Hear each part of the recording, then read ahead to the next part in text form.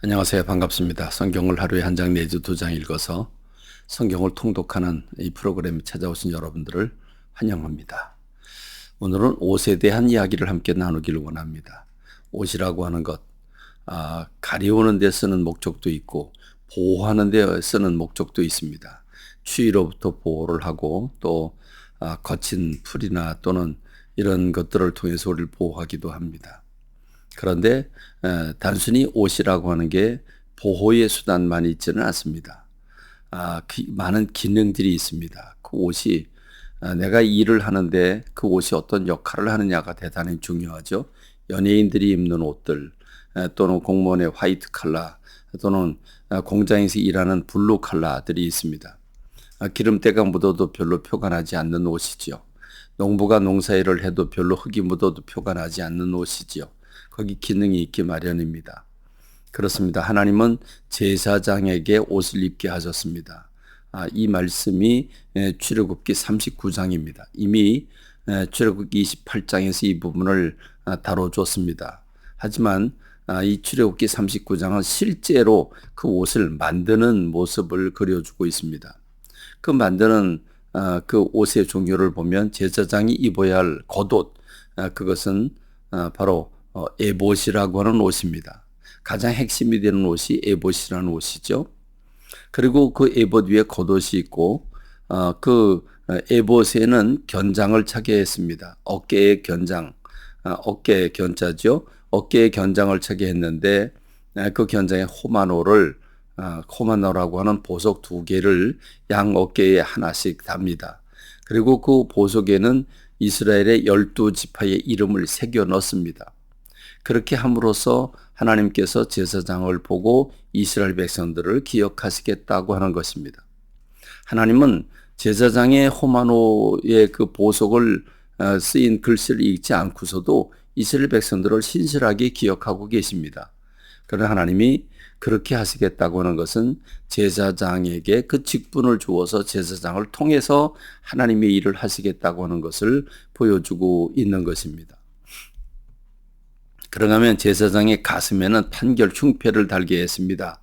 판결 흉패는 우림과 둠밈이라고 하는 제비 뽑는 기구 2개를 그 2가지를 넣어서 이스라엘 백성들이 해야 되는지 말아야 되는지 어디로 어떻게 해야 되는지 부정한지 부정하지 않은지를 구별할 때 쓰는 도구가 제비 뽑는 기구를 담는 그 주머니인데 그 주머니 겉에는 12개의 보석을 달게 했고 보석에는 이스라엘 12지파의 이름을 하나씩 거기다 새겨 놓도록 했습니다.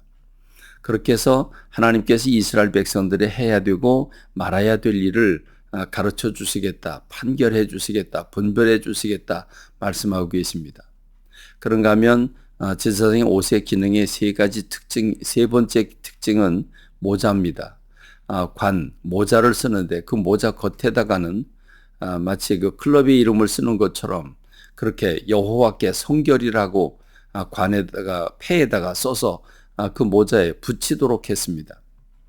여호와께 성결이라고 새겨 놓도록 했는데 그것은 이스라엘 백성들이 하나님 앞에 제물을 드릴 때에 제사장의 모자에 쓰인 그 여호와께 성결이라고 쓴 그 패를 보고서 하나님이 제물을 받으시겠다고 말씀을 하십니다.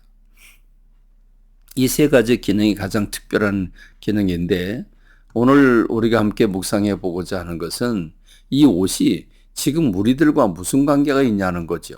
제사장은 죄인입니다. 모든 사람은 죄인입니다. 모든 사람이 죄인이기 때문에 하나님 앞에 설 사람이 단 한 사람도 없습니다.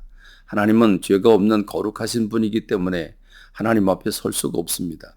그러므로 우리가 주님 앞에 예물을 드리기 위해서 가더라도 일단 죄인이기 때문에 주님의 얼굴을 배울 수도 없고 만날 수도 없습니다.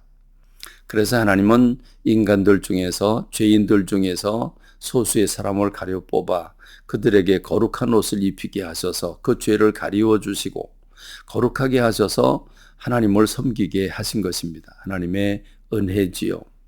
그렇다고 한다면 오늘 이 신약 시대를 살아가고 있는 우리들은 그게 무슨 관계가 있겠습니까? 그렇습니다. 놀랍게도 하나님은 이스라엘 백성들을 제사장 나라가 되게 하신다고 하셨는데 오늘 베드로 전서 2장 9절의 말씀을 보면 우리 모두가 다 왕 같은 제사장이라고 말하고 있습니다. 마틴 루터도 얘기를 했죠. 만인 사제직을 얘기를 했습니다. 그렇습니다. 이건 무슨 말을 의미합니까? 하나님을 믿는 모든 사람들은 제사장이라고 하는 것입니다. 왕 같은 제사장이라고 표현하고 있는 이 부분, 그렇습니다. 우리는 세상 안 믿는 모든 사람들을 주님을 섬기라고 주님 앞에 인도하는 역할을 가지고 있는 그런 제사장인 줄로 믿습니다. 물론 교회 안에는 또 성도들을 섬기는 제사장이 별도로 또 구분되어 있지만 그럼에도 불구하고 모든 성도들은 세상 사람들에게 제사장이 된다는 사실을 기억해야 합니다. 그렇다고 하면 제사장은 옷을 입어야 되지요. 옷을 반드시 입어야 됩니다. 옷을 입지 않으면 죽습니다. 하나님은 제사장의 에봇의 겉옷 그 맨 아래 하단에다가는 방울을 달게 했습니다.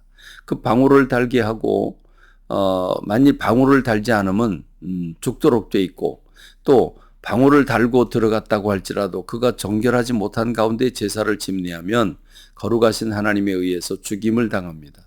그러면 성소지성소에 들어갔는데 방울 소리가 들리지 않으면 죽은 거죠. 그래서 그를 이끌어내는 이런 역할을 하기도 합니다. 두렵고 떨린 하나님이십니다. 죄가 없으신 하나님이십니다. 그러므로 우리가 이 옷이라고 하는 걸 반드시 입어야 됩니다.